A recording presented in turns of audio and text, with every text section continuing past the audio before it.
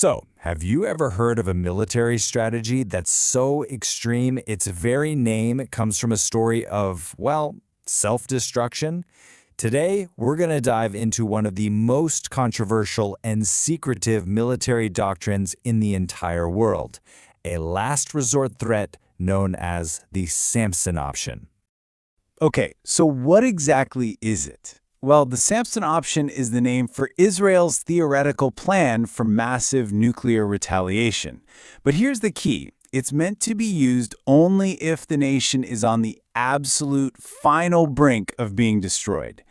The name itself is just so powerful, right?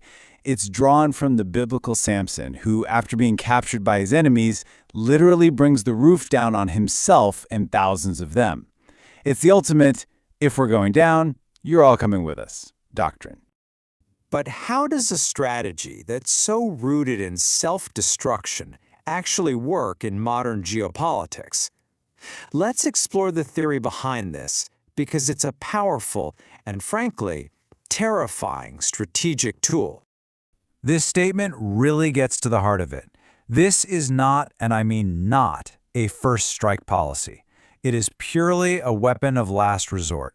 The entire strategy is designed to make any enemy who might think about wiping Israel off the map stop and confront an unimaginably devastating price for doing so. So, the crucial point here is deterrence. It's basically a form of psychological warfare. The whole goal isn't to actually use these weapons, it's to make the threat of using them so credible and so catastrophic that a massive existential war never even gets started. It just makes the cost of victory impossibly, unthinkably high. Now, to really get why such an extreme doctrine would even be on the table, we've got to look back. We have to look at the history that shaped it, because the roots of this strategy run deep, right into the very founding of the nation. You have to remember, Israel was basically born into a hostile neighborhood back in 1948, facing threats to its very existence from day one. By the late 1950s, that reality led to the secret construction of the Dimona nuclear facility. And while this strategy was whispered about for decades, the term Samson option really exploded into the public consciousness in 1991, thanks to Seymour Hersh's landmark book. And this historical context is just so crucial. The Samson option isn't just about military math.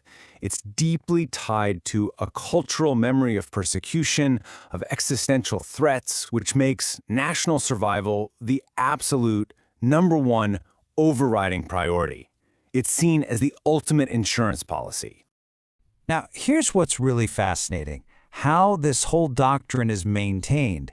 It's not through loud public threats. No, it's through a deliberate and really powerful silence. Israel has this policy of nuclear ambiguity. Let's just break this down. On one side, you have countries with an overt status. They tell the world what they have. But that invites all sorts of diplomatic pressure, sanctions, and it can kick off a regional arms race. But then you have Israel's approach. Ambiguity. By neither confirming nor denying anything, it skillfully avoids the political headaches. And the real power move here, it creates massive uncertainty, forcing any potential enemy to plan for the absolute worst-case scenario, just in case. So, we've talked about the theory, the history, the strategy.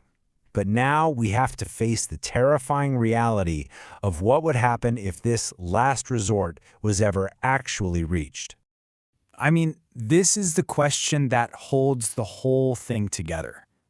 If the threat fails, if deterrence just isn't enough, and the button actually gets pushed, what does the world look like the next day?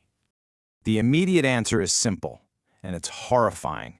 Millions of lives just gone in the first blasts and firestorms. The outcome would be a humanitarian catastrophe on a scale that's really hard to even wrap your head around.